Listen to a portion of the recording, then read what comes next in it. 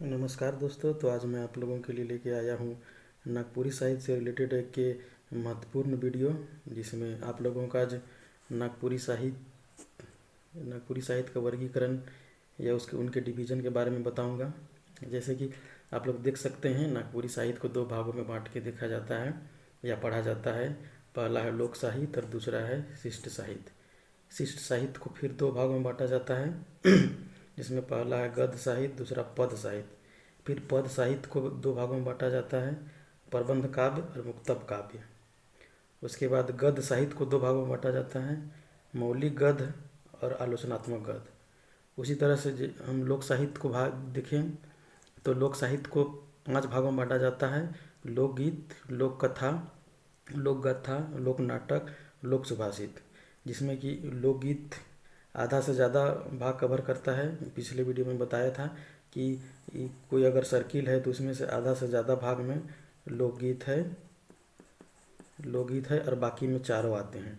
तो इसमें से आप लोगों को लोक सुभाषित, लोकगीत और लोक कथा जेएसएससी के लिए ये तीनों इम्पोर्टेंट है। बाकी लोक गाथा और लोक नाटक आप लोगों को जेएसएससी के सिलेबस में नहीं पढ़ना है।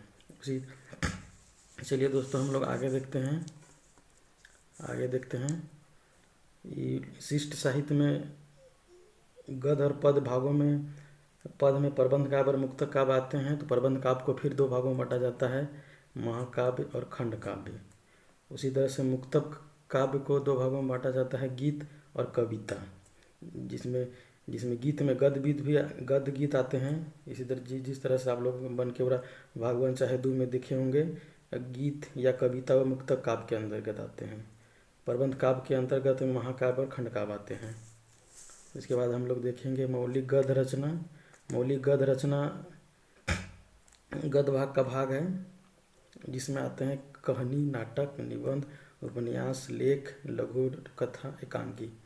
उसी तरह से गद्य भाग का अगला पार्ट है आलोचनात्मक गद्य रचना, जिसमें ऐसे समझिए कि जो मौलिक रचना नहीं है, यानी कि जो कहानी, नाटक, निबंध, उपन्यास, लेख, लघु कथा, एकांकी नहीं है, वो आलोचनात्मक गद्य रचना है। इसी तरह लोक साहित्य में हम लोगों को प्राचीन साहित्य के बारे में डिटेल्स पढ़ना है दोस्तों, जिसमें